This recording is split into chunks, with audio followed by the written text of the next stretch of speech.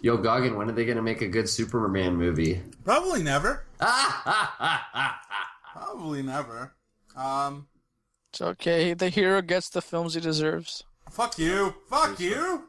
True story. All-Star Superman deserves to be a movie.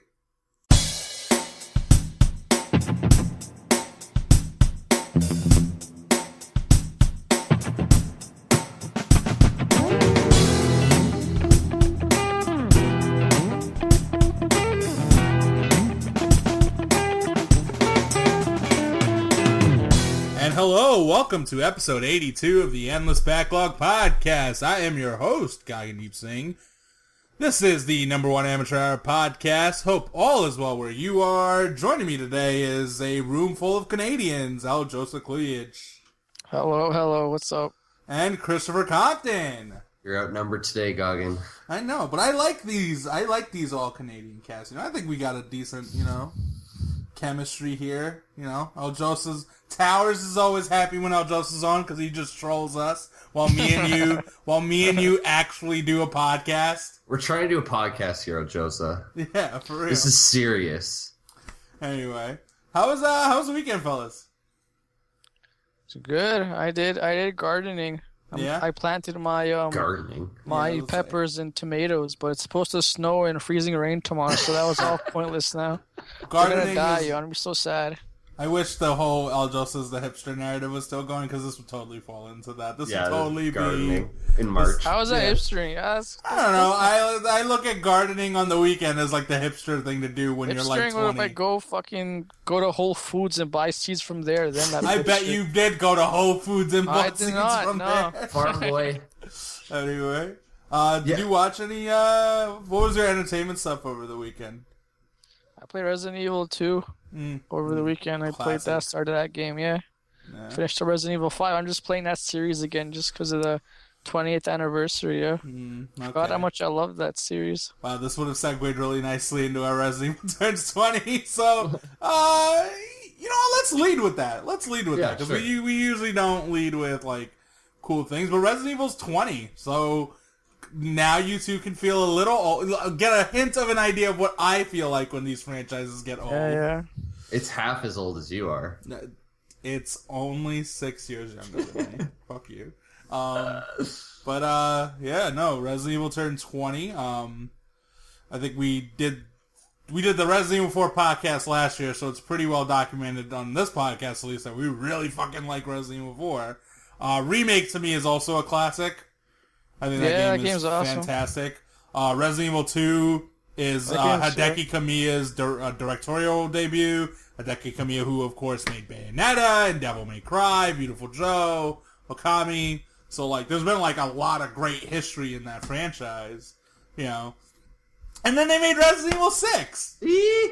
I love that game. I will defend that game to the end. No, okay, now we're in hipster territory again. That game sold 7 million copies, not hipster at all. What the fuck? That was a bad game. They bought it on name value. Aljosa's the guy who's defending Transformers Dark Side of the Moon right now. Hey, it made a lot of money. It's got to be good. That was a great film with lots of inner conflict and storytelling. Yeah, man. I'm sure that's what the DC fanboys are going to be saying this week when Batman vs. Superman makes a lot of money. What's funny is that Superman's never going to have a good movie. We don't need to get into that right now. Like I said, the hero gets the movie he deserves. He deserves better movies. He's had good stories. Does he, though? Yes. Kingdom Come, Birthright, All-Star Superman. Allegedly. Whatever. Fuck you. Anyway, so I was just gonna, we're not gonna do a breakdown of the Resident Evil stuff completely, although we'll get into it when you're talking the what have you been playing stuff, but, I don't know, Chris, if you had to think of, the moments that define Resident Evil, what are Do I lose points if I say that Resident Evil 4 was my first Resident Evil? It was my first one as well. Sort of. Oh my god, you fucking casuals! Sorry, time out. You casuals! Oh my god. Continue. Yeah, no, that was my first one, and then I went back, and I think that's one of the most shocking things you can do as someone who's trying to experience that franchise. It's like the equivalent of playing Mass Effect 3 first, then going back to the first one. Mm-hmm. You're like, what the fuck are these mechanics? Yeah. Because it's just so slow comparatively. But it's a different. I guess it's a different kind of game, though. Like there's definitely tension in Resident Evil 4, but not to the same degree as with the earlier games when I went back and played them. There's atmosphere, yeah. Yeah, absolutely. I mean, like again, I think Resident Evil 4 has atmosphere. Yeah, it's a different kind of atmosphere, though. Yeah, right. It's that hybrid of you can definitely feel the action heavy roots to it. Yeah. Whereas the Resident Evil like 1 and 2 and 3 were just pure dread. Like they were more horror game, like proper. Yeah. You know. Like Resident Evil 4 gets my blood pumping because of the action behind it. Yeah. Whereas Resident Evil 1 and 2, my heart's pumping because I feel scared. Yeah. Well, I mean, 2 is hella actiony. The more the game goes on, you're getting... True. Right, but I think that's also why that's why I think Remake is the one that's truly in a class of its own. Yeah, that's the one I thought that was like legit horror as a remake. And then, because it's that mansion. It's really that mansion. As a setting, it's really good. In a lot of ways, like the things that makes that mansion good, and the things people don't like about the mansion are exactly what people really like about Arkham Asylum, and then subsequently bitch about things Arkham Asylum did that they didn't care for. The backtracking gets tedious to a lot of people, but to me it sells both settings as like a singular place. And like, you know, like the thing we've dissed about other open world games that aren't, yes, we're doing the umpteenth The Witcher 3 drop, but the open world games that aren't The Witcher don't feel like a place. They feel like this big empty hub of checklist shit that I have to do. There's no coherency to it. The mansion feels like this spooky, like, yes, it is gamey in the sense that there's all these trapdoors and all this other stuff, but like that's exactly what you want in a horror mansion. You want it to be a little Scooby-Doo with like hidden passageways and shit like that. That's exactly how it's Scooby-Doo, like an adult version of Scooby-Doo. Yeah, exactly. Yeah. And like that stuff made the original Resident Evil fantastic. And that's the thing. Like, to me, that's truly maybe why the Resident Evil sequels ultimately got grating after a while, because they did, more or less, as Aljosa is pointing out, they were becoming more and more action-heavy as it was. Yeah. Without really having us... Because I don't think Raccoon City, like, it was...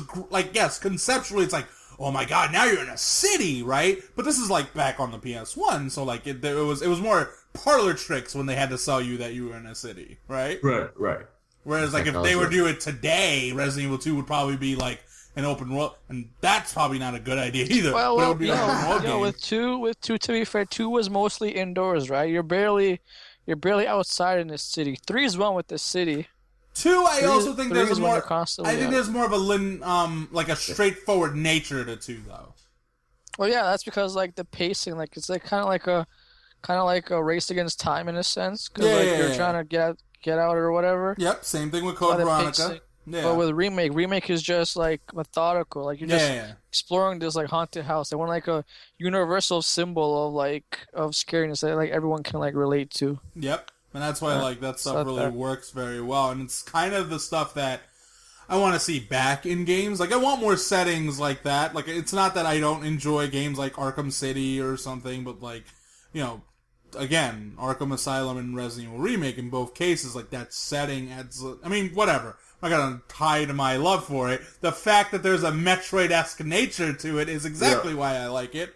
But, I mean, that stuff works for a reason, though, in Metroid. Like, it makes sense in these things. Like, when, like, it's almost become the easy thing to just make an open setting instead of making this, like, singular place.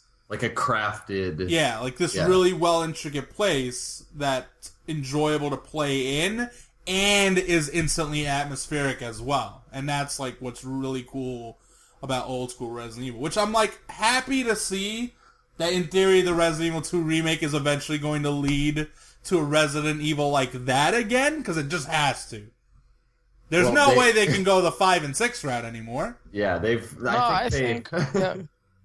I think they'll like just keep doing what they're doing now, is have the main games be all actiony stuff, but they have little side games like Resident Evil Revelation, where it's more like horror based, and I guess 2 will be part of that in a sense. I just don't see where they could go with 7 that 6 didn't already do. Like, you can't be more over the top than that. Yeah.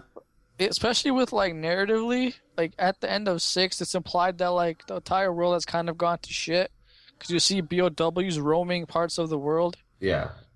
As opposed to like the previous games where it's all just one small little outbreak. Resident Right. Evil, the first one, and then 2 kind of made it bigger. And then you play 0, and 0 is a smaller, and even 4 is kind of smaller. 4 is pretty small. 5 as well, but 6 is like worldwide scale. You're in 3 places. You're in America, you're in some Eastern Europe country, and you're in China. And then just the world goes completely to shit at the end of Resident Evil 6. So we'll see what 7 will do. I'm excited for it, no matter what, but they need to announce that shit. I said this is like the perfect time too. The 20th anniversary, announce a bunch of games. I feel like it's gonna be an E3 thing. I could see. I'm waiting for the leak any week now. I'm thinking it's more the remake 2 is gonna be the thing that's announced though. Yeah, that makes sense more. A remake 2 for like an anniversary type thing. Are you thinking? Right. Are you a little? I'm still disappointed that Hideki Kamiya is not gonna get a crack at this game. Right? Like, I think, whatever, like, saying Shinji Mikami was the only reason the remake worked is being a bit disingenuous to the team. But, like, the original remake is a product of, he wanted to go back to a game that he felt like Capcom forced some shitty things on him. Like, the voice acting, the live action stuff, and that soundtrack. Oh my god, I forgot how bad some of the music was in that game. You know? So, like, in Kamiya's case, I would love to see what he would have done now that, like, he could go back to and say, like, all right, what are new tricks I could add to this experience? Obviously, the Capcom Platinum relationship isn't probably the best these days, right? So, I don't know. Whatever. But Resident Evil's 20 now, so, I think all 3 of us would collectively go Resident Evil 4 is the best one. Yeah. Yep. Yeah. And then after it's like 2, and then remake and 2 are tied for me. And then 3 is up there, and so on and so forth. That's good. Talk about a franchise that started in one place and is in a completely different area, though. Yeah. Like, you look at these long-storied franchises, and usually they still keep a consistent, like, gameplay or an aesthetic. Resident Evil 6 is nothing like Resident Evil 1. Yeah. I mean, Resident Evil, maybe... I love Resident Evil 4, but maybe there's a hint of truth to maybe they went a little too far out of their roots, right? I mean, that's okay, right? I mean, it would have worked as a best series adapt as you go on, right? Yeah, but the problem is Resident Evil 4 then... well, you're right. The problem is they pissed Shinji Mikami off, and he said, fuck you, I'm bouncing. And then Capcom fired the rest of their talent, and, you know, they didn't have guys that could actually make, like, really good Resident Evil games anymore. You know, because... as Aljosa just found out that Gagan, the ultimate right all the time when it comes to video games, was right once again that Resident Evil 5 isn't that good. Yeah, it wasn't as good as I remember it, which was disappointing to say the least. Like, I think the mechanics in that game are still really fun because the mechanics in Resident Evil 4 are fun. But, like, you go through individual set pieces in that game and you go through, you find a little nitpicky shit, right? Just focus on nitpicky shit, and then think about Resident Evil 4 set pieces, and you go, the nitpicky shit was way harder to find in Resident Evil 4. Yeah, I can't really nitpick anything in Resident Evil 4. Like, Resident Evil 4 knew how to build stuff up. Resident Evil 5 didn't even try to build anything up. It would just go. Yeah, Resident Evil 5, things would just happen right in front of you, and it's like, and now this is a boss battle, or this is, and you didn't even, like, I guess... there's some level of excitement there because you have no clue what's around the corner, but yeah, pacing. I mean, it's got no sense of pace. But like the way I would describe it is like if Resident Evil 5 did the Gagan scene, you're not putting the bookshelves in front of the window. You're just shooting dudes as they're coming through the window. In Resident Evil 4, though, there's that stretch where you're putting up the bookshelves, and then you just wait as they're just pounding on that thing, and the music's just getting louder and louder. And as you said, like, your heart's starting to pick up a beat, and you haven't even fired a bullet yet. Yeah, you know what I'm saying? Like, that's the stuff that made Resident Evil truly exceptional. I don't remember, because I went through Resident Evil 5 too, and I don't remember, like, even a single moment where I got that kind of reaction. Yeah, like, to add into what Chris was saying about how stuff just happens, nothing is better said than Resident Evil 5 than when you're in the car, then all of a sudden you're fighting El Gigante. Oh yeah, the most random reveal ever. So random. Came out of nowhere. I'm like, what? They turned, like, Resident Evil 4 found 3 different ways to make the El Gigante fight fun. Yeah. And then Resident Evil 5 turned him into a stationary rail sequence. Are you kidding? Yeah. Even with like the fight, the dude, all that dude has to do is just walk up to you and pick you up out of the car, but he never does that. He always stays far away, let you shoot him. I was like, what's so weird? It's like even half that game can like just fuck off. Chapters 4 and 5, when you're in like the ruins and then you go to like fight to find Wesker or whatever, it's just not cool. Yeah. How are you feeling about Resident Evil 2 so far? I like it. I'm just on a Leon's campaign starting.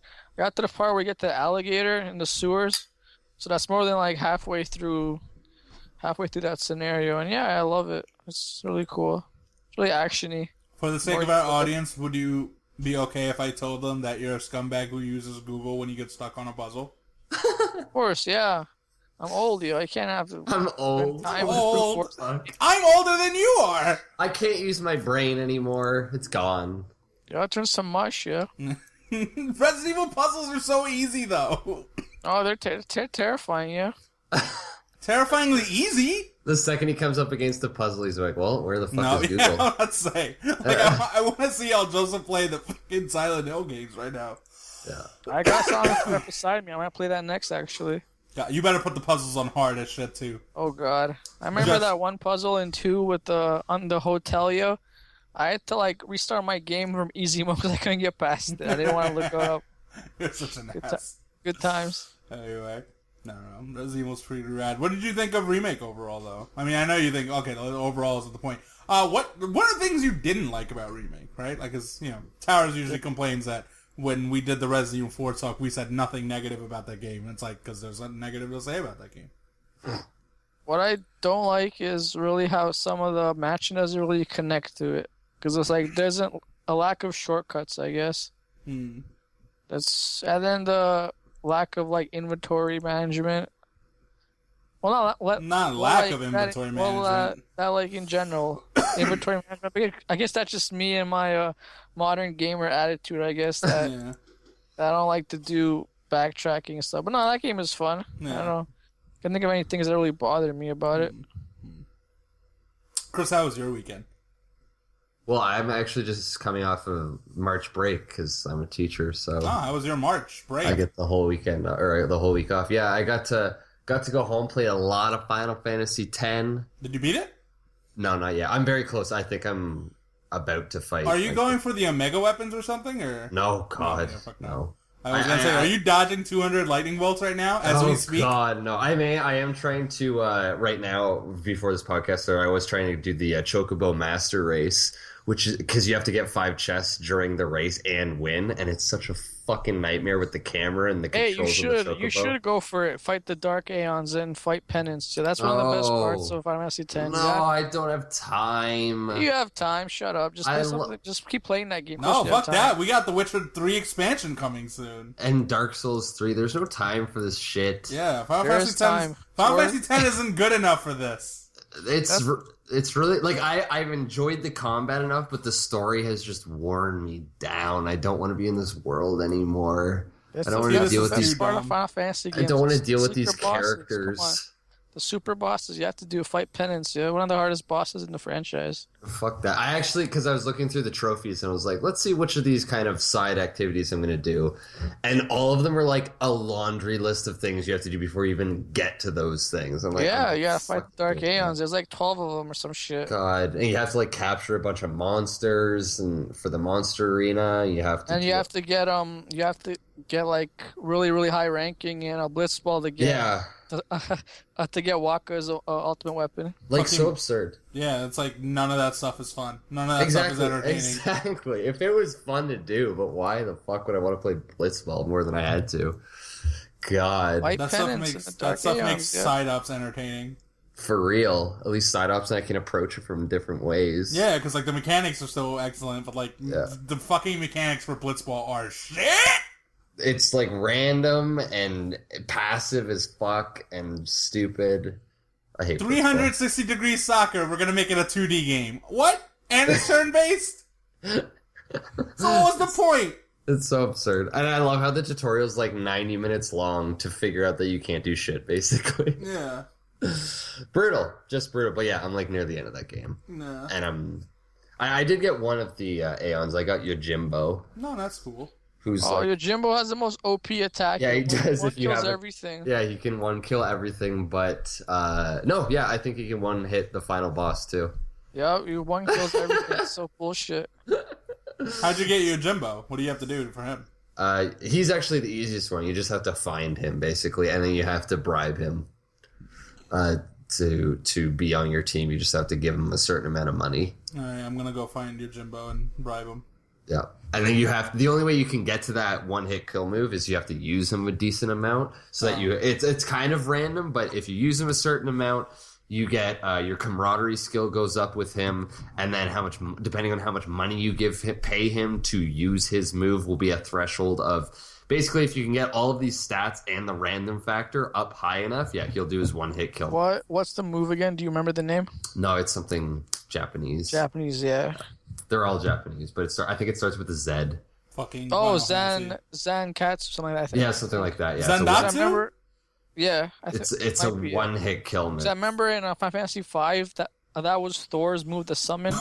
Thor had that same one hit kill. Yeah, it's beast. I almost got to use it. I used the move right underneath it when I was fighting Untileska, which is a very hard boss battle too. Spoonie calls her the Lady Gaga of Final Fantasy X. Untileska, her costume is absolutely ridiculous. Could you imagine that character in today's climate? It's so. As soon as she came out, I was thinking, this is so absurd.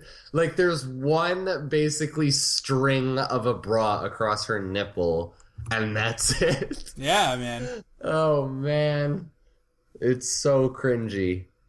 It's so awkward. But yeah, that boss battle was hard. Because I lost the first time very far into the battle, because when she switches from her second form to her third form, she has a one-hit kill move, and if you're not prepared for it, she'll wipe your whole team immediately. Bitch. Which is just fantastic. Bitch. Feels so good. Yeah.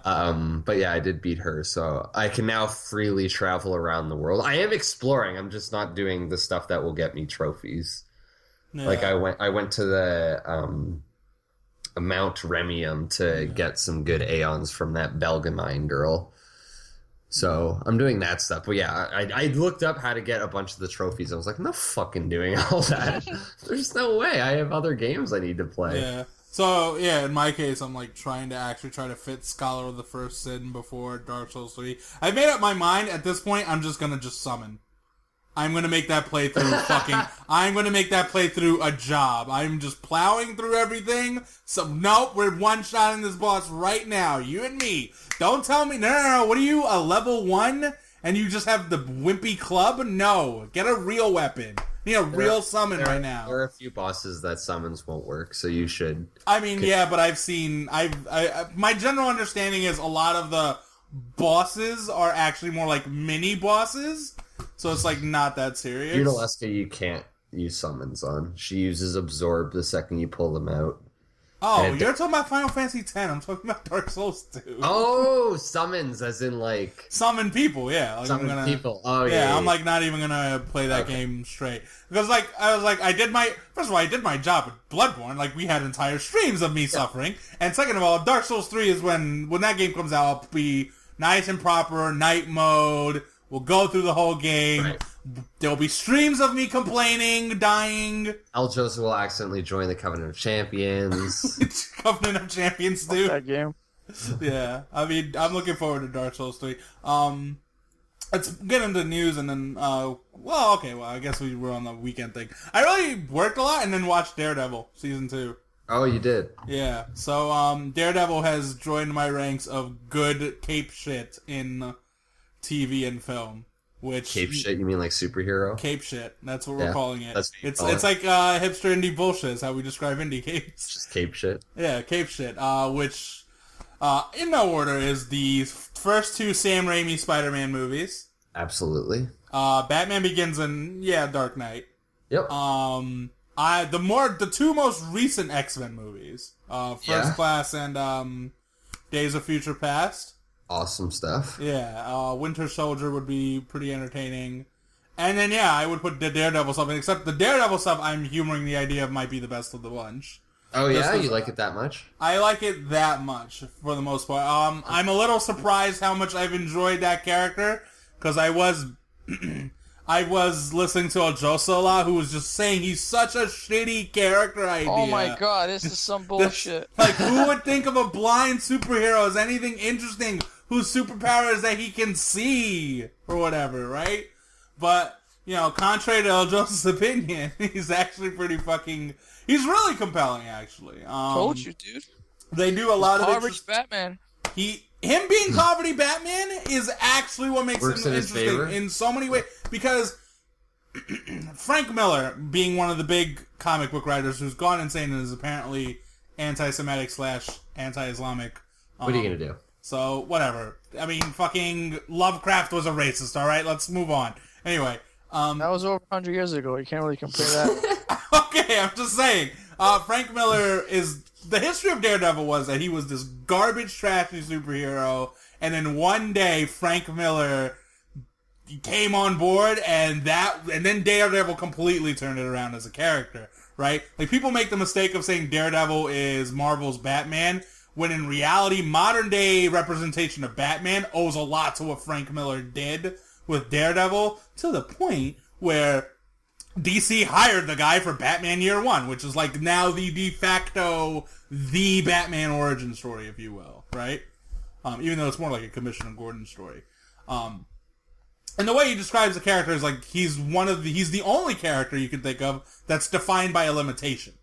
Superman's a god, Batman's rich, Spider-Man can do spider things, right? Green Lantern has a big, powerful ring. Flash is really fast. The Fantastic Four are a unit. Reed Richards is intelligent, but like Daredevil, his defining characteristic is that he's blind. To the point where Frank Miller literally made that sonar sense that he has not really a superpower. It's just his senses are heightened, right? Yeah. Because of his reaction, and he's just Batman, effectively, with that will to just protect the lesser person, right? Not the lesser, but like the greater good and blah, blah, blah. Except he's doing it while being a lawyer, right? While being like a devout Catholic, which I think is just crazy when you think about this, in that I don't think there's another superhero character that has that type of religious... Like, Superman has a religious undertone, but it's like that simple that he's Jesus, right? Thing going on. Whereas, it's more allegorical. Yeah, whereas with, like, Daredevil, like, it's a significant part of his character in that he feels the guilt that a Catholic would feel in playing the role of a Daredevil, right? So, like, the show does a great job doing that with both the first season and the second season. The Pastor is one of mine and Aljosa's favorite characters on that show. He's cool, so they don't use him enough, though. Yeah, they need him. Maybe more. That's why he's cool. Yeah. Well, that's true. The guy, they got the dude who played... I apologize for not knowing their names at this point. The dude who played Shane on The Walking Dead played the Punisher year. John Bernthal. Yeah, okay. He plays Frank Castle. And you expect the obvious, scene of, I kill them and you don't kill them. You're fucked up or whatever, right? Like, it's obviously told more elegant and more compelling manner, right? But, like, they obviously go that route, right? Because that's the story you do with superheroes is you ask them, why don't you kill, right? Yeah. And the Punisher's, like, a great dichotomy of it because, like, the Punisher is someone you find endearing, at least to some level, because... Maybe endearing is the wrong word, but you sympathize with why he's gone dark side, more or less. Right? Because it's like, you know what? The things that happened to him were fucked up. And all these superhero stories ultimately have that moment where the bad guy gets away with too much shit because the good guy won't do the great, like, the finality thing. You know what I mean? So, like, that stuff's explored really well in the show. The fight scenes are badass. I linked the stairwell fight scene on our Skype chat because I feel like it doesn't necessarily... Like, in out of context, it's still great to watch. God damn, that show does some really good stuff with fight scenes, you know? So, yeah, Daredevil's elevated to the point where I have started looking up comics that I am going to read of the character. Improving my ranks to... Besides just Batman and Superman shit. Although I have been good on reading some Green Lantern stuff. So. good job there on the Daredevil TV show. Other than that, I played a lot of Pokemon Yellow, right? Really? Yeah, cool, because it's one of our Game of the Months. Oh, right, it's Game of the Month. I don't like Pokemon games. Or at least I don't like the Pokemon campaigns. You've come to that conclusion. It's more like I was already at this conclusion at Pokemon Y. I really just like the multiplayer now. It's... Like, I would never call it bad, because I would look at it in the same way I look at Kirby games, in that these are... The campaign, at least, is very directly for kids, right? Mm-hmm. And I've said it multiple times. Kids deserve good games, good, well-developed games, and not shitty cell phone games that are endless runners, right? Like, they deserve interesting shit, right? And, although, you know, in our era, we had better stuff than those, too. But, you know, like, that stuff's well-developed, well-produced, there's a lot of charm to it. But when you go to Pokemon and you take away that part where every other corner you're gonna see this new cool monster, right? Like, that's really... Like, when I think of the rhythm of that game, I go, okay, this is actually really well thought out, because I'm not gonna see a Hypno until now. I'm not gonna see an Alakazam until this part. I'm not gonna see a Venomoth until this part. I'm not gonna see Articuno. I might not even see Zapdos and Articuno, because I can outright skip those areas, right? Yep. And that stuff's great. I'm not gonna see Gengar until Agatha, basically. Well, that was always one of the draws of those games, especially as a kid, that mystery of what trainers you're going to find with what Pokemon, what area. Yeah. Whereas, in my case, I've played the game. You already know I've beaten the game, so here's a quick history. I beat the game with all 3 starters when I had Pokemon Blue. I remember beating Pokemon Yellow with my boy Malik. I want to say I beat the game twice with Charizard, so that's a 5th playthrough right there. There's a Pokemon Fire Red copy I played before Pokemon Diamond, because I wanted Charizard in my game. And then, we're back at it with... This one would be 7th time I played a Pokemon game. But yeah, not a fan of Pokemon. Yeah, well, you know, 7th time. But it's like, I'm done with this structure, because, like, everything about it is stuff I don't care about in gameplay. Like, I just don't value... I don't find it entertaining in any context. You don't like grind. I don't like grind, and it's like, once... It's a more egregious example of the whole... We badmouth Zelda for the one-item dungeon design thing, but that's still fun when they make a good enough stretch of gameplay, right? This, because everyone is always going to be the one elemental dungeon... There's no real, like, difficulty curve to Pokemon anymore. Like, there's no real threat. I mean, people say, well, if you just play it with the starter, then you make the game harder on yourself. It's like, but that defeats the point. That's not how you want to play the game. No. You want to have your own party. Like, even the multiplayer is very much make a party with some synergy to it. So, like, playing it proper feels like the way you're being punished in a sort of way. And it's just not interesting to me anymore. The other things that are annoying about Pokemon Yellow are, like, quality of life stuff. Like, the walking speed is terrible. There's no instant button to fucking just go on the bike. HM slaves are still shit to this day that are still in these games. The grind, the spikes in Pokemon Yellow are crazy. So, Erica is the 4th gym, right? Her Pokemon is level 32 highest. And it's a glue. Here we go. So you can either go to Koga or Sabrina. Both of them have a level 50 Pokemon. So between your 4th and 5th gym, you better actually go up 18 levels or somewhere, or get within level 50, right?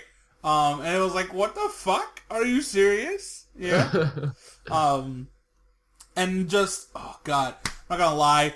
First of all, the Seafoam Island thing, because I went to get Articuno, is really boring. Putting the boulders through the thing and then blocking the water pathways, right? Like, I don't like doing the stuff in the caves. It's just like Aljosa's badmouth the Persona dungeons. Pokemon dungeons are way shittier. Like, way shittier. Like, on top of being bland in terms of their background, they make you do this, like, really tedious JRPG puzzle thing. And it's like, no, fuck you, I don't want to do this. So... It hasn't been, like, this great trip down memory lane as much as, like, man, I really did not want to be reminded of this shit when I came back to Pokemon, you know? I wanted, like, the joyous, like, fun stuff. No. Pokemon is a serious JRPG for serious gamers.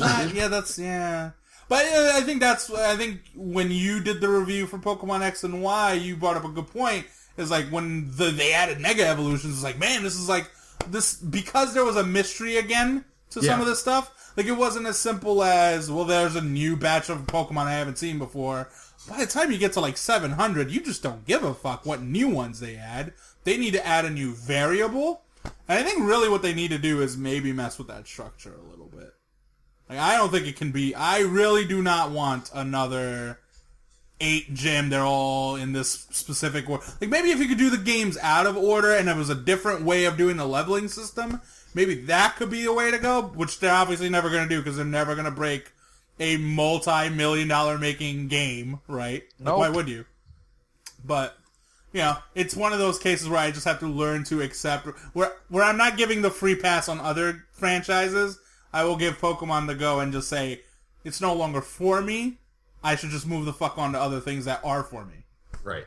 So, I don't know. It will be interesting to see what they do for this new Pokemon. Yeah, I mean, yeah. We'll see what the hook is.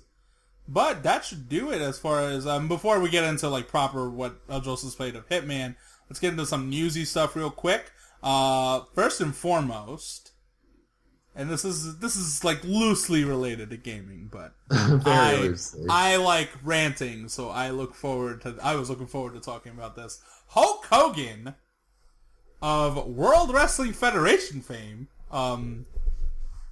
beat Gawker in a lawsuit and will be awarded $150 million from Gawker. And, of course, Gawker's going to go to appeals and shit, and they're apparently going to need to save up about $50 million in capital to actually go through with the case, right? Yeah. Because they need to put money forward to Hogan even before the appeal goes through. Yeah. The reason why this affects gaming is, of course, Gawker owns Kotaku, and Kotaku is in jeopardy of either being, like, bought out by someone else or just straight up closed because they need to liquidize assets, right? And that's one part of the conversation, but I'll be the asshole. Let's get this part out of the way. There is no joy to be gained from the fact that people are going to lose their job. I do not find that funny. I do not find that entertaining. That sucks. that disturbed me. I mean, the jokes at first were like kind of funny, where they still kept saying, "Yay, Gawker's gonna go on." Like, let's go over this. There's shitty people at Gawker, just like there's shitty people working at Bank of America.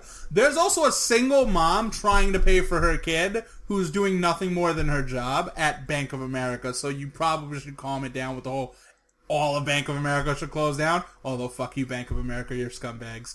And then Gawker, in the same case, there's probably people there that, like, honest to God, do their job, and they weren't the ones saying, let's completely, like, be invasive of this man's privacy, right?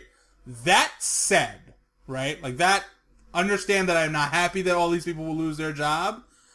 That said, everyone that loves focusing on the whole Hulk Hogan is a racist thing, and yes, he is a piece of shit as a human being. On something before the racist shit even came out.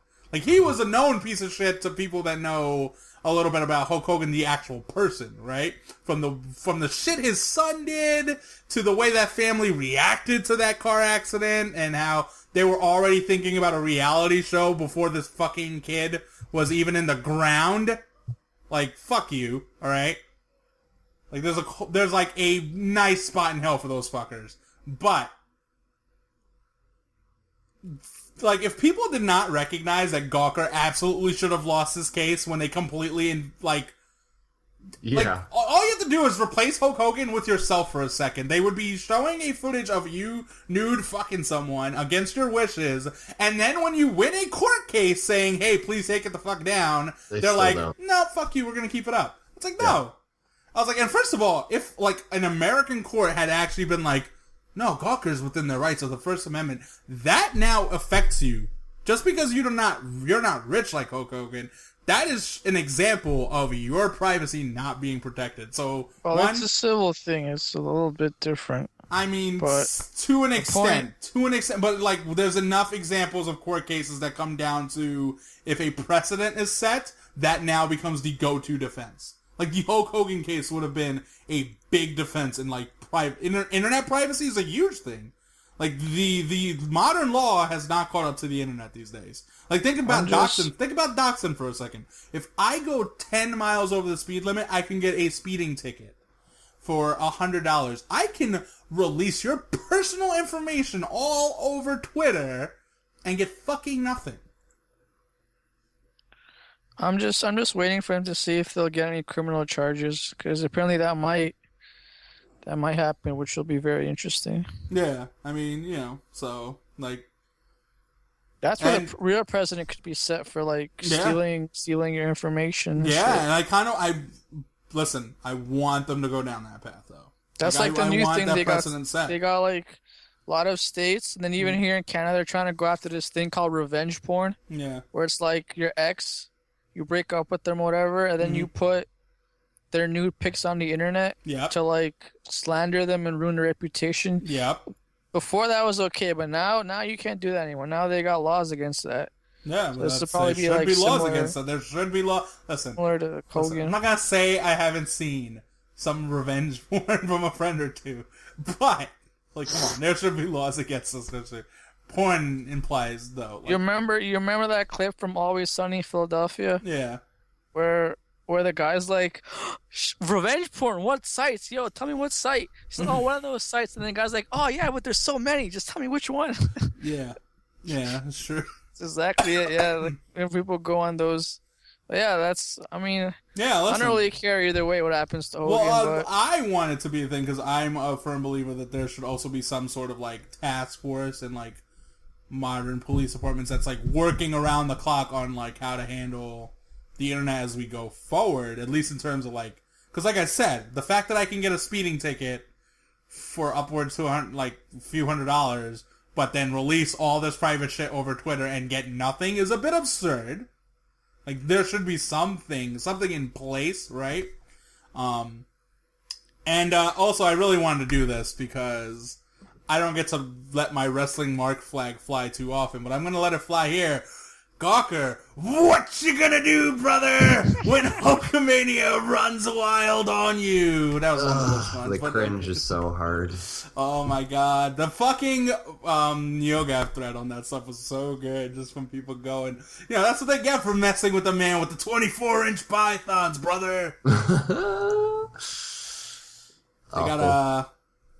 They gotta eat their say their prayers, eat their vitamins. You're just busting it all out right now. Hulkamania's running wild. Just get it all out of your system, man. Hey, listen, he's a racist. He's ruined that for me. So, anyway, that's the Gawker stuff. Unfortunately, yes, there is Kotaku stuff we have to talk about. There's a lot of good writers there, so it's gonna be interesting to see where they go. However, again, while I don't want people out of their jobs, I'm not exactly also sweating the death of Kotaku, because as much as they've made improvements, I will always remember Kotaku, especially because Steven Totillo is there, when that shit with the Eurogamer stuff was going down with that one writer. This is bad form on my part. I should have did some homework before the podcast. But you remember that one guy who blasted that one PR lady for the Tomb Raider stuff, right? Yep. And it was like all this impropriety, and Eurogamer fired the dude, basically. They called it, we let him go. No, bitch, you fired him. Way to have a backbone. Anyway, and Steven Totillo, one of the most pompous bullshit statements ever, goes, we're not focusing on that as we believe in doing good journalism. Same fucking day they're talking about McDonald's in Japan and the Big Mac. Good journalism. Good journalism. These are hard-hitting issues, man. I'm still seeing fucking cosplay articles. Yes, I understand that it's otaku. I get it. But when you fucking say that and you can't even say like, oh, well, the audience wouldn't show up for that type of article. That movement that has not been named on this podcast, and we've done a great job of not saying ever. We have, actually. Because fuck that shit. We're never giving them that side of they is a textbook example of people at the least give too much of a shit about wanting to read about this stuff. So, you actually do have an audience. You didn't want to do your job because you were going to rustle some feathers and you were being bitches. So, fuck you. Anyway, Patrick Klepek, Jason Schreier, I hope you get good jobs. The rest of the douchebags at Kotaku, the editorial side at least, really don't care. You can go flip burgers at McDonald's for all I care. In Japan. So, yeah. Moving on. NX rumors are coming out still. There were pictures of a new controller that looked completely ridiculous. And God willing, I hope it is not the controller. I just don't get how that would work if that's the real controller. Yeah, I was screen on the controller. Not even like the Wii U pad. Yeah. It's the screen is the controller. And the buttons are digital buttons that you would play on the screen. Like, what the fuck? No, that just looks cumbersome and stupid. Like, what if you have big hands? There goes 30% of the screen. Yeah, what if you... what if you just like good gameplay in general? There goes...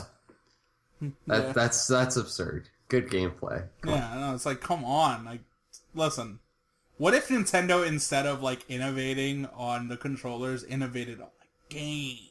Whoa, now you're thinking outside of the box. You know, like, listen, I get it. The Wii worked. The DS worked. Oh my god, did the DS and Wii work? They made so much money, right? I get that.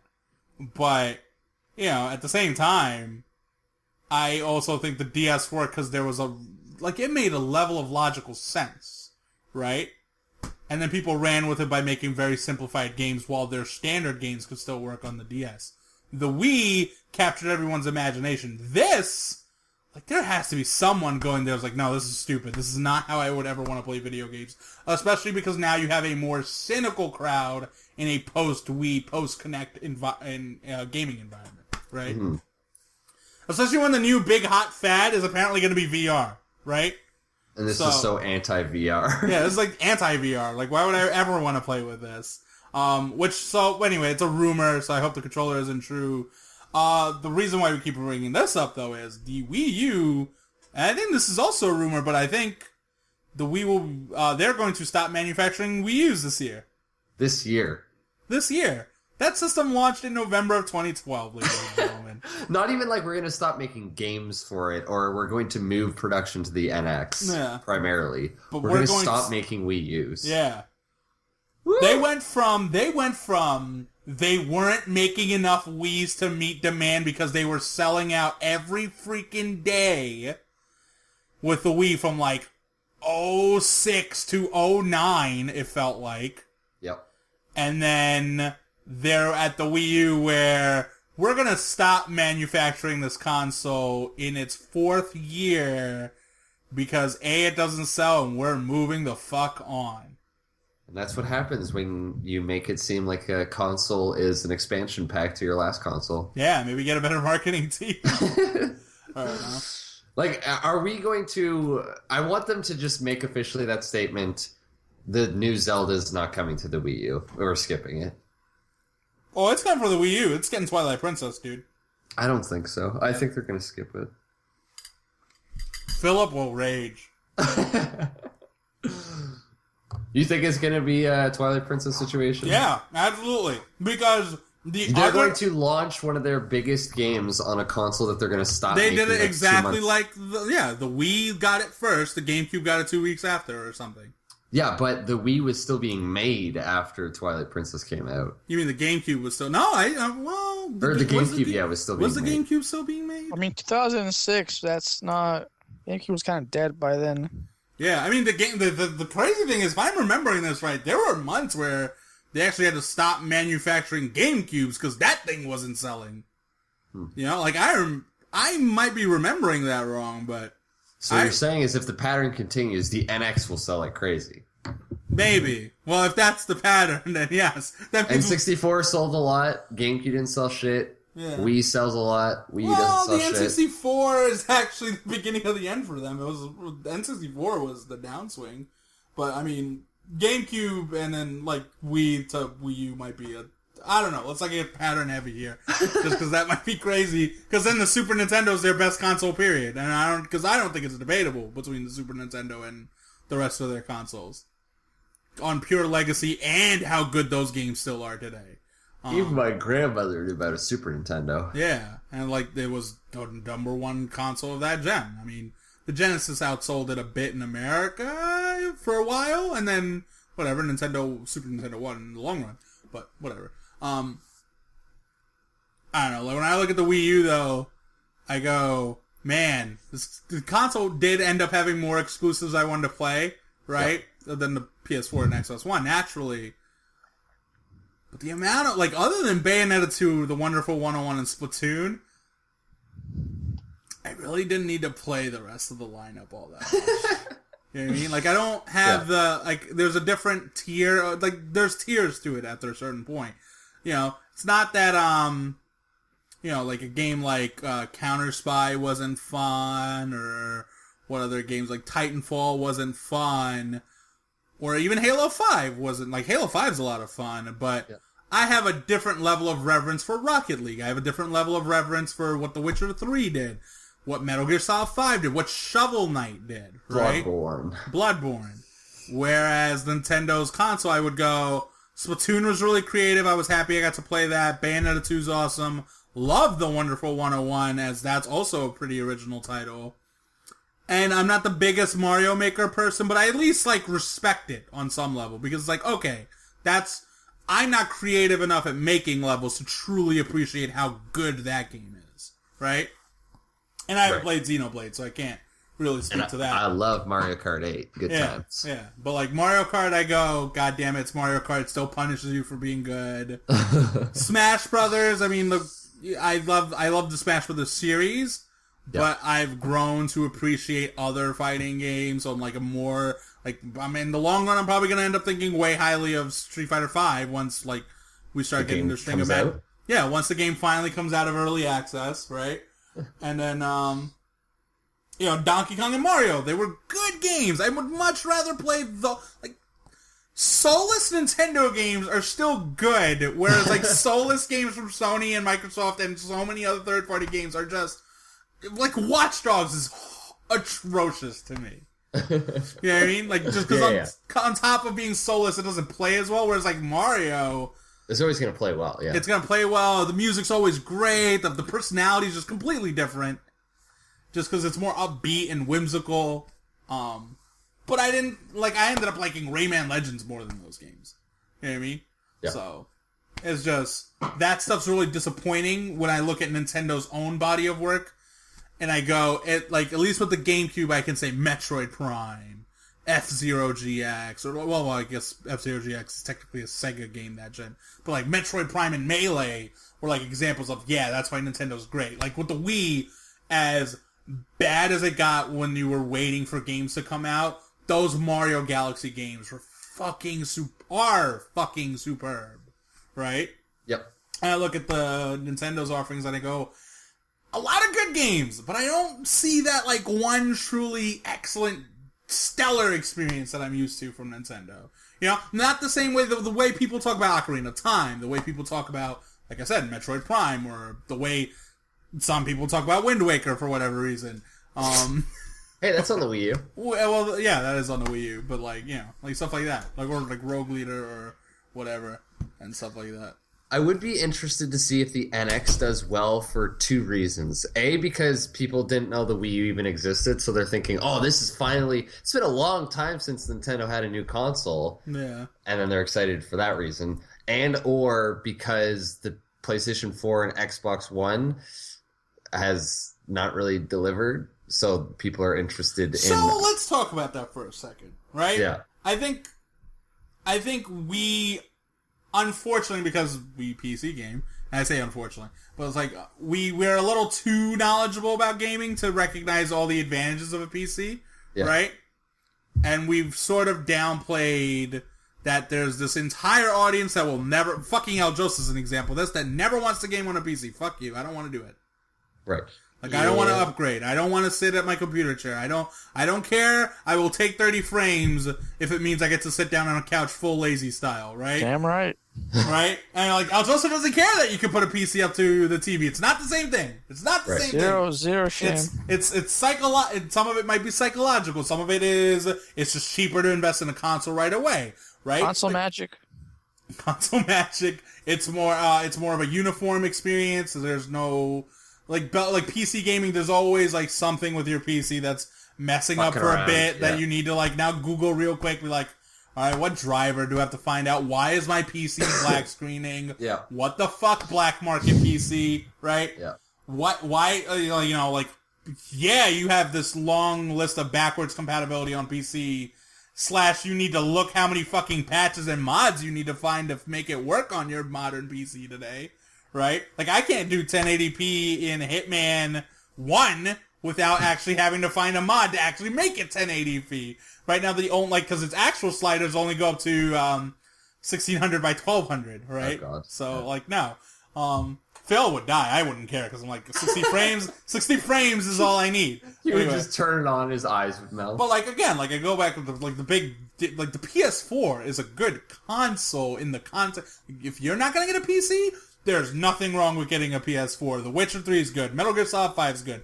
Bloodborne, Rocket League, The Witness. What else were other really good games that came out? I mean, I guess I'm being pretty terrible for not being able to name them off the top of my head. Last of Us is still there. The Last of Us is a remaster, though. Come on.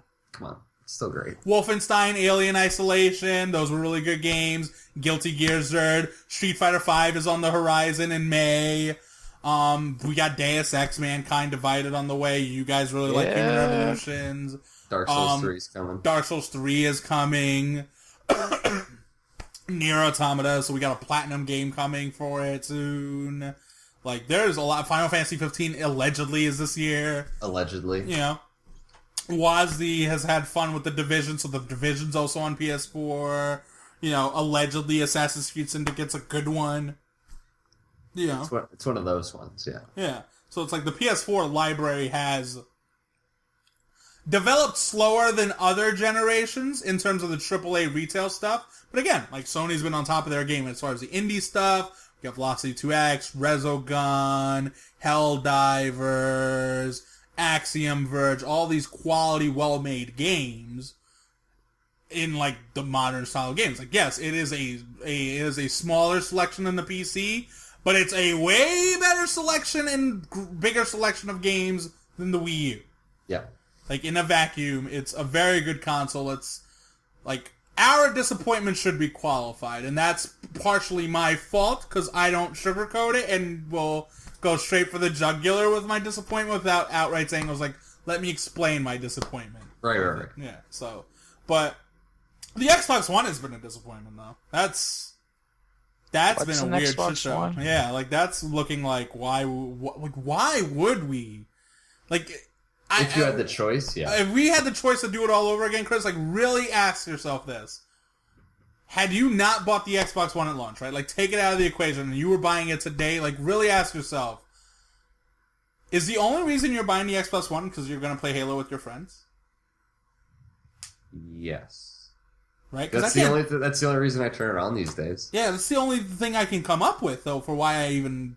because I can't think of another game I want to play on that thing other than Scalebound, which might as well be on PC at this point. Quantum Break, same thing. Quantum Break's already on the PC. Yeah, exactly. Yep. I mean, I bought the Xbox One pre-order because I get both versions with it, right? And that's great, I guess, on some level. But at the end of the day, it was a $500 machine. If you're a launch person, you bought a $500 machine. The Kinect is useless. Still. So, which is I love how people forgot that aspect of the whole dropping connecting was make this thing people got now completely useless when you charge them for $500 at launch, which whatever, we pay the price of being launch consumers, right? Yeah. And then it's not a particularly powerful console. We're hearing talks about how Quantum Break runs at 720p, which is ridiculous considering 1080p. Because not even that 1080p should be the standard of these new machines. It's 2016. It's 2016 and 4K televisions are becoming a standard. Cable networks are talking about broadcasting in 4K. Are you kidding? There's a rumor that they're making a new PS4 that's going to be 4K. Yeah, they're talking rumors about these upgradable consoles. So let's get into that for a second. I don't want upgradable consoles, to be quite honest. Sounds kind of weird, yeah. It's why do I want this thing that the PC does and will absolutely do better? Right? Because I doubt that there's going to be different variations on my PS4 customization, right? There'll be a PS4 and a PS4.5 or whatever, right? Yeah, it's going to be one version is more expensive than another. Yeah, and it's not going to be customizable or anything. Yeah. I seriously doubt it. Yeah, so it's do I really is that PS4.5 guaranteeing me 60 frames console games? Because I mean, I maybe bite on that. Maybe. Because it really have been spoiled by the 60 frames. But it's not, it's like we joke, not joke, but it's a bit of a lazy criticism to point out that the consoles have become too much like PCs, right? And it's like you're forgetting how much that's also for the better on some level. Because, like, games just became harder. The games became more expensive to make, and Blu-rays weren't fast enough necessarily that putting games on a hard drive wasn't necessarily a bad thing. Having updates isn't necessarily a bad thing. DLCs aren't a bad thing. A digital market isn't a bad thing. A console that you need to start upgrading, though, because we're doing iterative, like, versions of it, is taking a big significant advantage of console gaming away, and that is that it's going to be this one device that's going to run a string of games for like a 5-6 year span, dare I say 7 if the gen goes long enough, right? Right.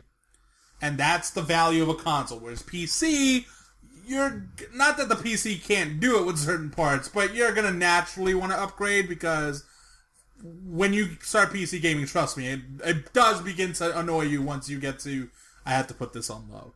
Yeah. You know, like it eventually does hit the pride a little bit, I guess. I don't know. That second you feel that frame rate stutter, you're like, Yep, no, exactly. It's happening. It's like, oh my god, I put this on low and I'm getting 54 frames per second? No! Yeah. I joke like it would be 54. It would be at 58. I would be like, whoa, where's my 2 frames? That's anyway, it, $200 more. That's it. I'm dropping it right now. So, I don't know. I'm not particularly excited about that rumor, but again, this is a lot of rumor. Like, this has been a weird year with news. Well, we don't get news, we get rumors. Going into E3, I'm sure a lot of these will be confirmed or denied. Yeah. That's only 2 months away or 3 months away. So, I mean, we got our point of view, the newly minted PC gamer that is Chris, and the 60-frame spoiled snob that is Gagan. But Aljosa, how do you feel about like the potential of like iterative consoles? I mean, I'll probably end up buying them. Yeah, I mean, you'd make the plunge. Probably, yeah. I mean, what else would I spend my money on besides dumb shit? So. That is dumb shit. Might as well dumb shit that I play. So yeah, I don't know. I don't really have an opinion. Do you think that they'd make you buy the whole new console, or that you get some sort of like it's like an attachment you can do? Because when you go out and want to upgrade your PC, you don't spend $2,000 to get a new PC. You upgrade one part of it. Do you think you'd have to buy like the $500 PS4.5? Well, he's right in saying unless they're gonna sure be a 4.5. Yeah, I was gonna say like Chris is right. You don't. Unless you need to change motherboard and full-on CPU, you're going to stick with just replacing the GPU, maybe throwing in a new power supply, maybe throwing in a new hard drive. But, you know, once it becomes a motherboard thing, you're like, all right, time for a new build. Yeah. But you might keep the tower case, for instance, or something. Right. I would be interested to see the pricing model for because it's not like the PS4.5 is going to play new games. It's just going to play the same games in a higher resolution. Or something, I don't know. I don't find it particularly interesting either way. I guess we'll see when they like announce formally and go from there, right? But the idea of iterative consoles, I don't know, it doesn't really sound all that cool to me. But I don't know, it's not that much different than when they announced redesigned consoles. Only now you're getting a substantial upgrading hardware as well, right? Right, like the PS. But I think that's what made the redesign acceptable on some level.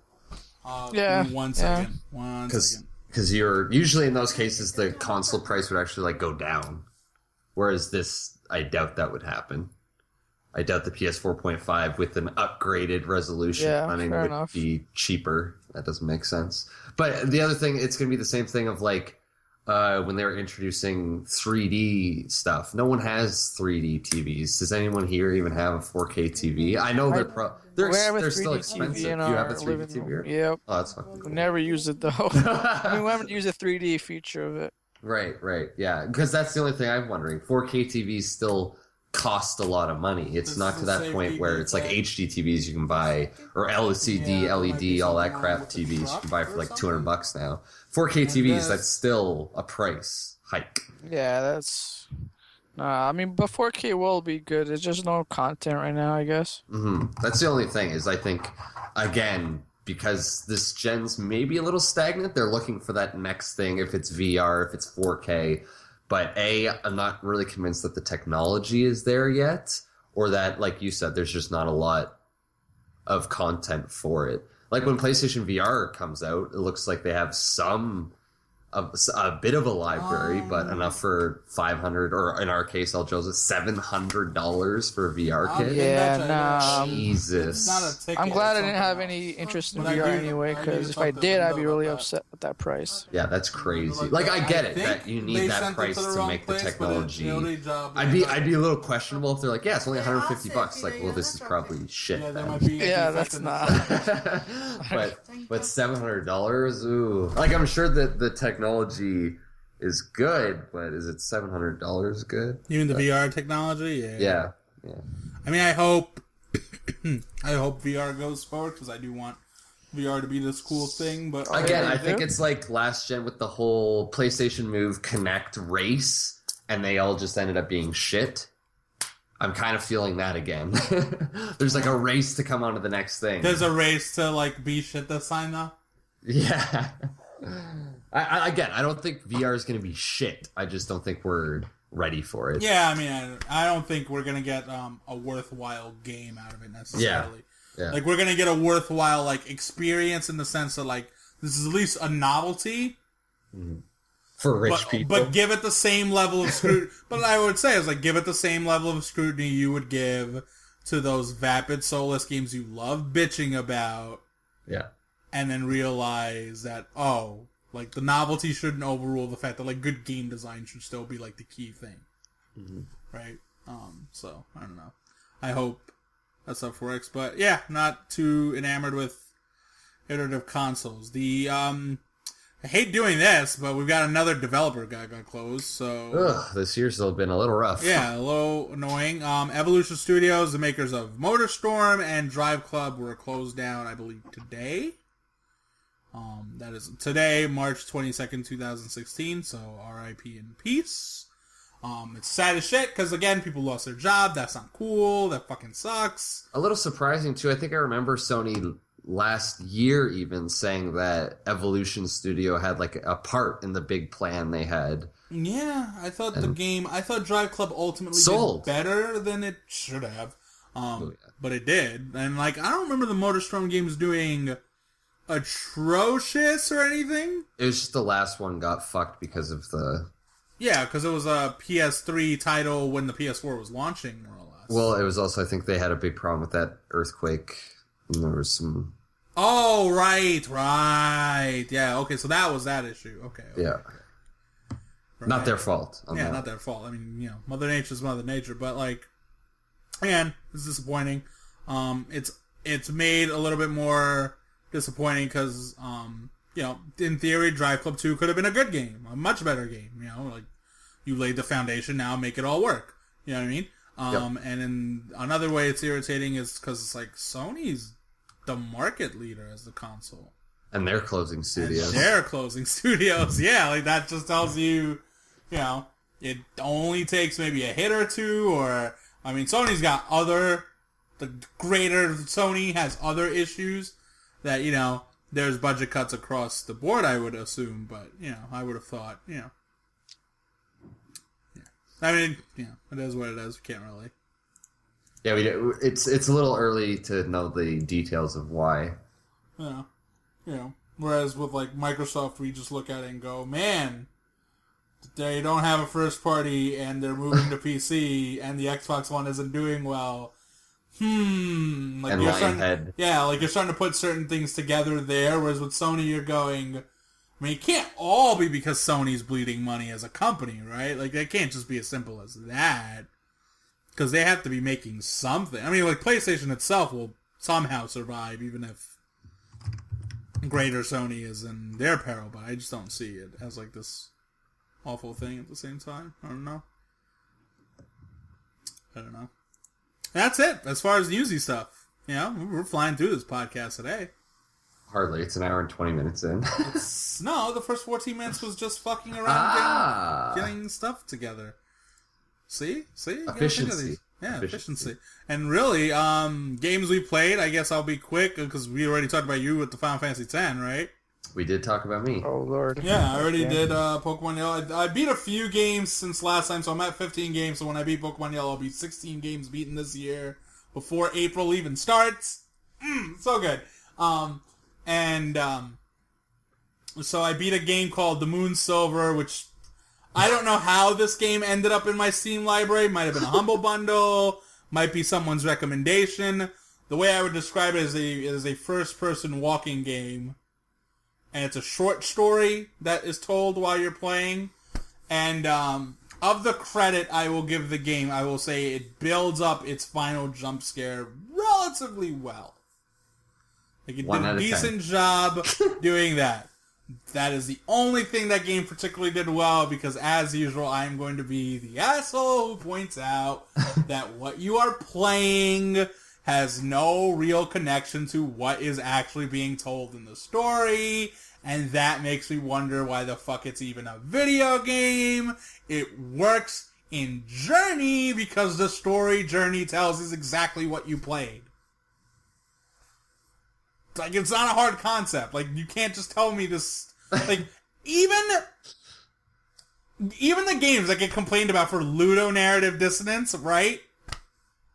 On some level, are telling a story that you are playing at the same time, right? There's just a wild a plot flaw, a plot hole, if you will, happens in those games. Is the real issue there. But the story is effectively what you did. Like, yeah, I'm Nathan Drake. I had to take out dudes at this train yard to catch up onto the train, and then I escaped, and then I ended up in Tibet. And that's what I played in Uncharted 2. Boom, right? Yep. The ludonarrative dissonance is that he's supposed to be this everyday man, and then he's like the walking Second Amendment. Right? But, like, you know, so that makes Moon Silver boring as shit to me. And it's not like I don't want to like these games. I had a reasonably good time with Firewatch. I want to like things about Gone Home. It just makes it hard on me when it won't tell a story that's tied to the gameplay. Anyway, so that game was shit, but it was less than an hour long, to the point where it's not even on how long to beat, right? So I was like, alright, whatever, it still counts? It still counts. So I'm good. Moved on from there. I beat the quest mode in Bejeweled 3. They're not counting it for the forum competition, so I won't count it for my 52 run. So it's not part of my 15. But I did beat the quest mode in Bejeweled, because randomly last week I installed Bejeweled and lost an entire day to that fucking game. That is so random. That's got to be one of the most random. Listen, that game is crack, man. Match 3 games are crack. That and Peggle, fucking both Capcom games. Peggle is lovely. Peggle is love. Peggle is life. I was humoring the idea of buying Peggle 2, and I was like, no, I already lost a day to Bejeweled 3. Can't keep losing these days. Yeah, you can't. I had to uninstall Bejeweled 3 right after I was done with that quest mode. So, the thing in quest mode, I guess the difference is, you play, like, different mini-games based on the Bejeweled mechanics. Like, sometimes the jewels are spiders, right? Like, color-coded spiders that go up after every sort of, like, match 3 you break, right? Every turn, sure. And if the spider or the bug makes it up to the... Oh, it's butterflies. Sorry, there's a giant spider that's going to kill the butterflies if they make it to the top of the thing. So a lot of it is just setting up and knowing. I was like, okay, if I make this move, the red's going to move, unfortunately, to the blues. But the blue one on the right side is going to line up perfectly with blues, and I can eliminate him right away. Okay, so let me do this move. And it's a bit of checks and balances. I don't know which Bejeweled they added this, but when you get 4 in a row, you get an explosive gem. So if you get a 3 with that, you blow up like a certain area, right? Yep. It'll take up like a circle out of the lineup. If you get like 5 in a row, it's like a fucking Nova Bomb, and it takes up like a whole horizontal and vertical line, which is great. Like, that's awesome. And then what else was there? You play poker, so you make 3 of a kind, 4 of a kind, and it's like, that's weird. The hardest one for me was doing this one where there's water racing up the freaking grid, and if it gets to the top, it freezes the thing, right? Mm-hmm. So you have to break lines to make the water go down. And late in the game, like the final area, that game's like hard with the timing. Like it's actually pretty quick and fast. And it wants you to do so many freaking sets, so many gems. And I was just like hunting for these fucking threes. Like I was a fucking eagle with that shit. And I need glasses, so that was probably not good for me. Old man Gagan. Yeah, so that was actually a bit time consuming, but I went through that. And then I played a game called Out There Somewhere. So this game I know exactly where the recommendation. Eurogamer has a curators list, and this game was on there. It is a 2D side-scrolling platformer with shooting mechanics with a Metroid-styled that's what lured you in. World, but it's a puzzle platformer, and what you do is it takes a lot of its cues from Cave Story and Portal, actually. The gun you use actually teleports yourself to a different part of the area. So a lot of the puzzles revolve around, like, a lot of what Portal's puzzles revolved around, which was, like, gaining a level of momentum and, like, launching yourself or, you know, getting a string of things. Like, for instance, later on in the game, there would be these beams that would shoot up, and those beams would, like, work in certain ways. Like, if you shot your gun at a blue beam, that blue beam counts as a wall. So it's effectively like you're going to launch into a wall. If you shoot it at the red, it does nothing. It completely cancels your gun. So you have to work around that. Sometimes you need to block it with something else. In other cases, there's a green beam. In that case, what it does is your beam, it's an elevator for your beam. It's going to go all the way to the top, and now you're going to teleport there. And what you're usually going to do from there is sort of shoot again to either reach a higher point, or you're going to descend to reach a very specific point below you. But, like, the point is, like, it's all about getting elevation, getting to places, and all that stuff. The central theme of the game is you're going to go into the levels, puzzle platform your way to new areas, and you're eventually trying to rebuild your ship to get back into space to fight the bad guy that just shot you down onto this planet, right? And you're going to get this core, and there are upgradable parts to your ship, but they're not on the mandatory path. They're actually a bit hidden out there somewhere, so you have to go find them. Out there somewhere? Oh, yeah. Trust me, I was grinning the whole time I said that.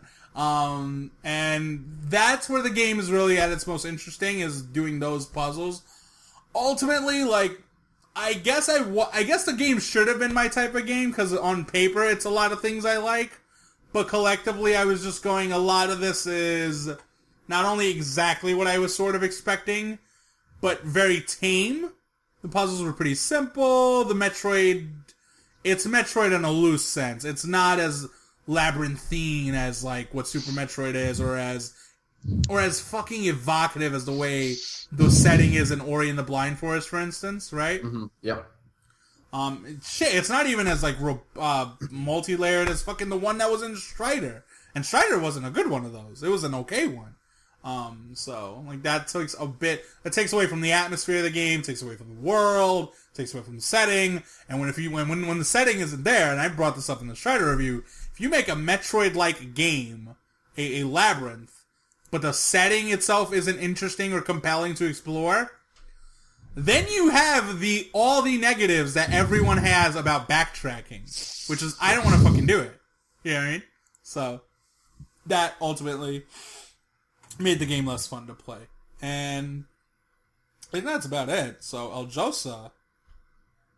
What's up? IO Interactive made a new Hitman demo. Yeah, they sure... What? No, stop. They made episode 1 Hitman. And it Early is access. damn good. Yeah. And I hear it's really good. Intro mission and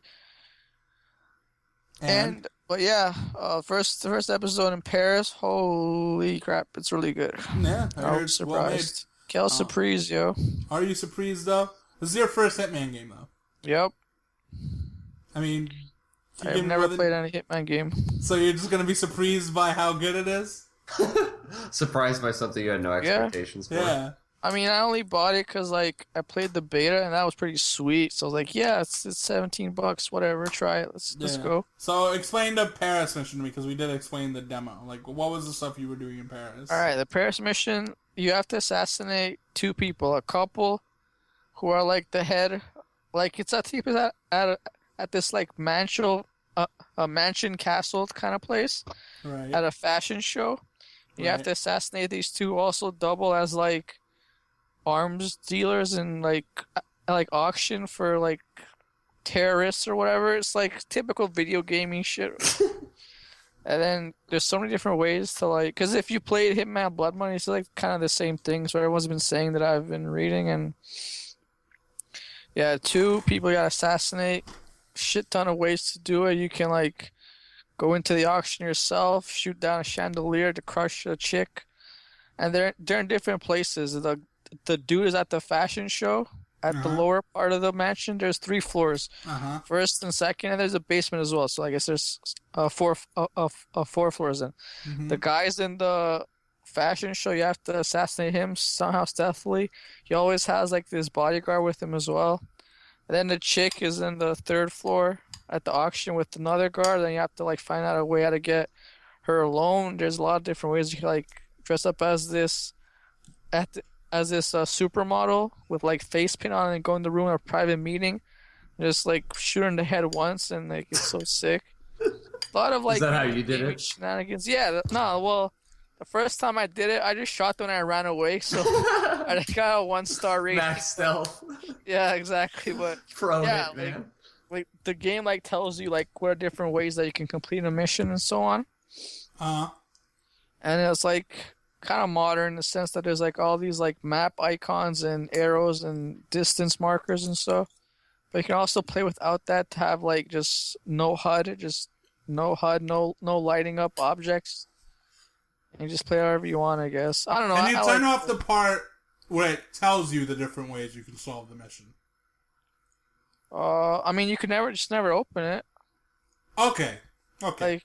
Like it's in a menu kind of thing. Okay. It's not like here's the intro to the mission. Yeah. Here's all the So ways I know people are gonna hate that I'm gonna bring this up, but like I'm fine that that's there on some level, as long as I can avoid it. Because to me, the beauty of Hitman is when you find your own answers to the thing, like on your own accord, like your own process, and it feels like you tricked the developers into a way like they didn't even think you could do it this way. Like them telling you the different ways you could do a mission sort of takes that away from the game on some level, right? I don't think it adds to it. It just tells you what you can do.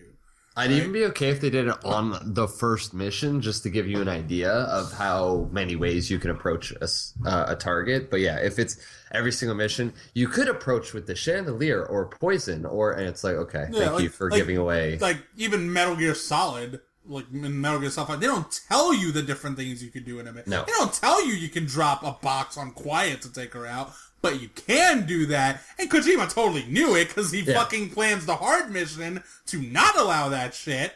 Yeah, and it's you get a bonus if you do it when you can do it. Yeah, so it's like that's freaking cool that you didn't tell me that.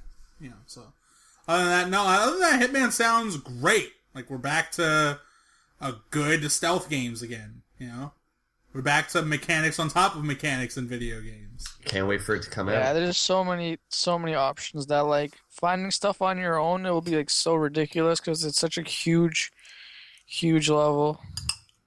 Yeah, could you imagine if they made a modern Thief game? I bet it would be fucking rad. If only. Well. But Hitman, yeah, can't wait for the next. Oh yeah, with like the episode format, if you wait until like to buy it when it all comes out in one package, you'll miss out on the live events. They got something called elusive targets that are like a target in a mission, and you only have one chance to find them. If you fuck up, they're gone forever, and you don't get them. Yeah, and then like the way to find them, you have to like investigate the level. Like the game will give you absolutely zero indication of what to do and how to find them. Oh fuck, that sounds rad.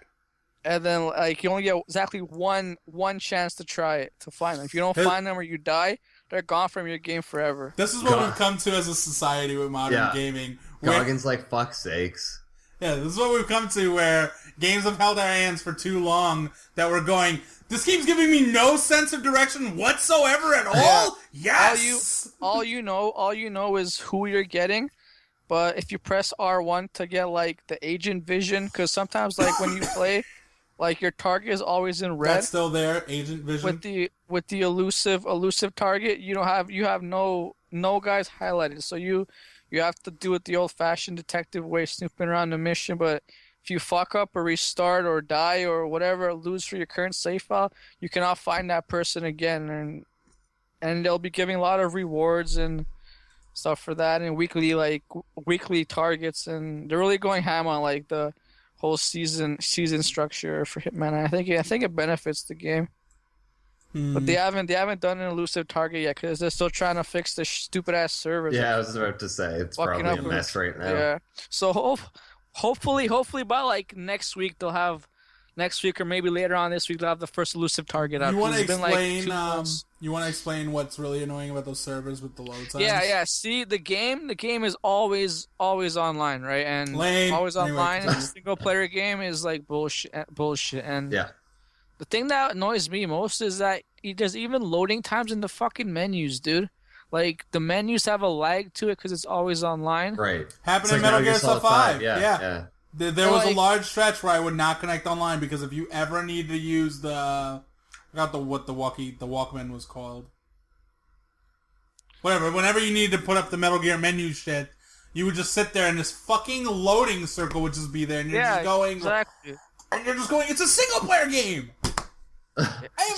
Exactly with the loading, like you mentioned, the loading circle, yo. Like when you go to plan the mission, you can pick like your starting location, your weapon, and so on. You click on a weapon, and you'll see one choice will be like his patented silver baller gun, and then there will be no picture or preview, just be a little spinning icon, just loading, and you just sit there for like minutes, and it will still keep loading. So it's just so annoying. But fortunately for me, I've never had any like DCing or server problems. Just annoying load times in menus for disconnecting for the non-nerds that listen to us. Which I don't even know how that's possible. Yeah, disconnecting like hasn't happened to me, fortunately. Yeah, it's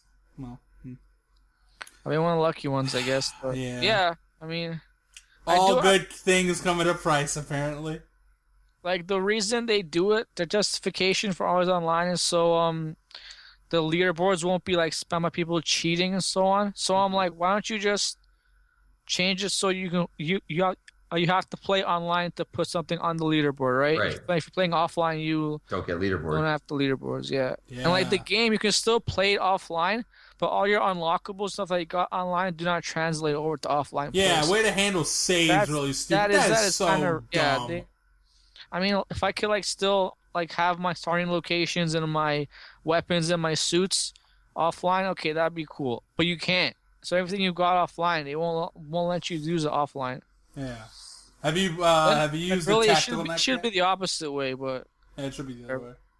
Have you used the tactical? Have you used the tactile neck yet?